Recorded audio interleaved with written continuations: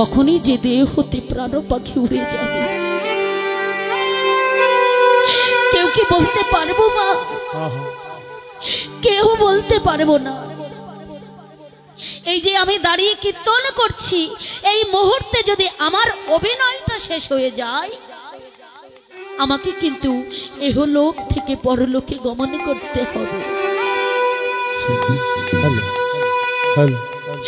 এহলোক থেকে আমাকে পরলোকে গমন করতে হবে। তাই আমাদের সকলের জীবনটা অতিশয় চঞ্চল। কখনোই যে দেহ হতে প্রাণ পাখি উড়ে যাবে কেউ বলতে পারবে না। তবে যদি ক্ষণিক কাল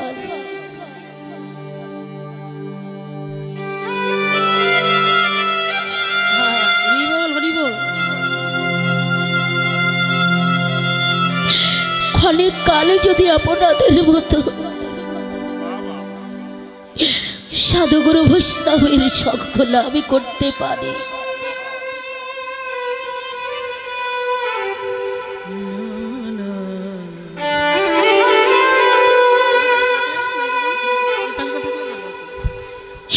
আপনাদের মতো যদি সাধুগুরু বৈষ্ণবের সঙ্গ লাভ করিতে পারি,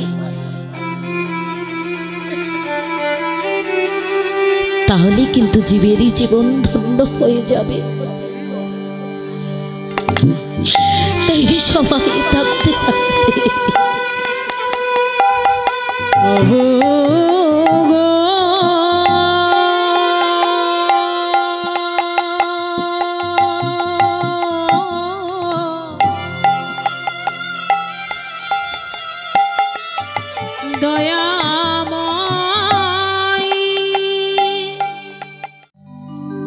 যদি আপনাদের মতো ভক্তগণের সঙ্গ লাভ করতে পারি,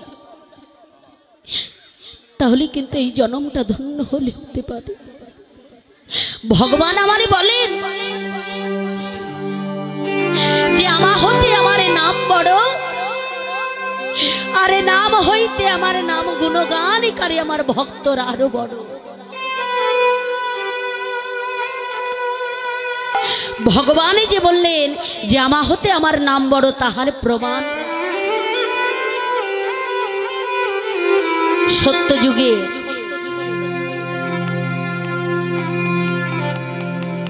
দাপর যুগে একদিন সত্যভামা রাজা দানব্রত যজ্ঞ করেছিলেন। সত্যভামা রাজার কাছে যে ভক্তরা যেটা চাইছেন তাকে সেটাই দান করে দিচ্ছেন। এমনি করে দান করিতে করিতে সত্যভামা রাজা দানে মগ্ন হয়ে গেলেন, দানের মধ্যে ডুবে গেলেন, তার নিজের কোনো জ্ঞান নাই। এমতো সময় এক ভক্ত ছুটতে ছুটতে সে বললেন, সত্যভামা, ওগো সত্যভামা, আমি তোমার কাছে যা চাইবো তুমি কি সেটা আমাকে দিতে পারবে? সত্যভামা রাজা বলছেন, বলুন ভক্ত, আপনার কি চাই? আমার রাজ দরবারে তো কোনো কিছুর অভাবই নাই, আপনি যেটা আমার কাছে চাইবেন আমি সেটাই আপনাকে দেব।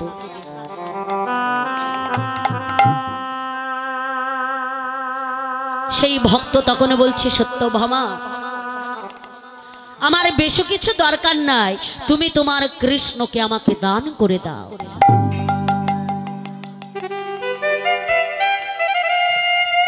তোমার নিজ কৃষ্ণকে আমাকে দান করে দাও। সত্যভামা রাজা দান করিতে করিতে দানের মধ্যে এতটাই ডুবে আছেন তার নিজের কোনো খেয়াল নাই। নিজ কৃষ্ণকে সেই ভক্তকে দান করে দিলেন। কৃষ্ণকে নিয়ে ভক্ত যখন নিজ গৃহে চলে যাচ্ছে,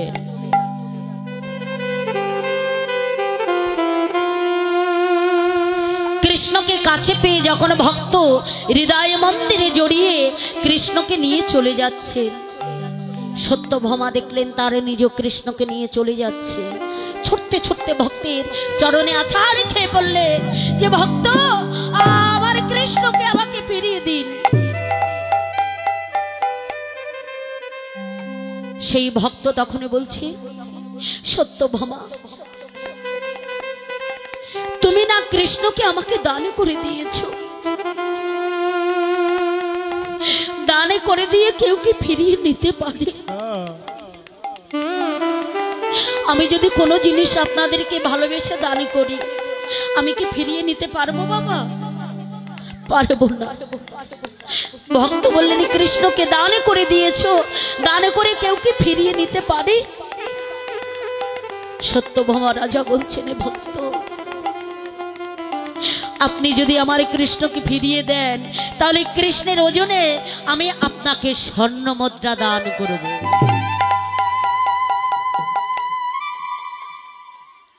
কৃষ্ণের ওজনে স্বর্ণ মুদ্রা দান করব।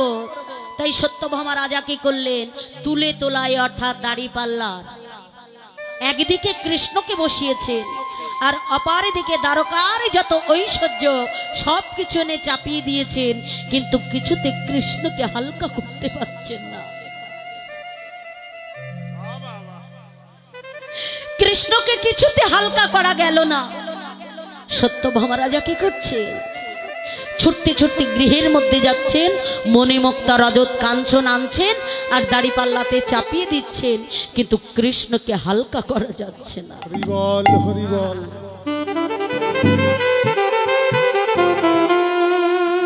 হালকা করতে পারছে না। তাই বৈষ্ণব সেখানে দাঁড়িয়ে বলছে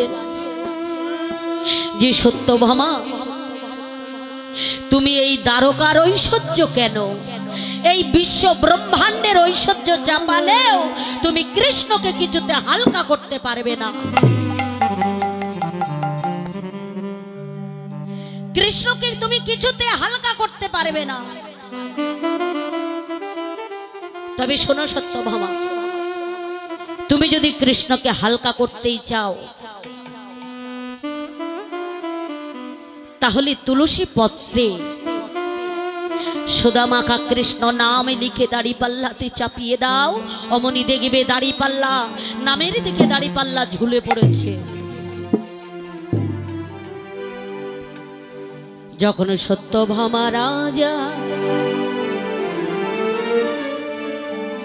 অমনি তুলসী পত্রে, তুলসী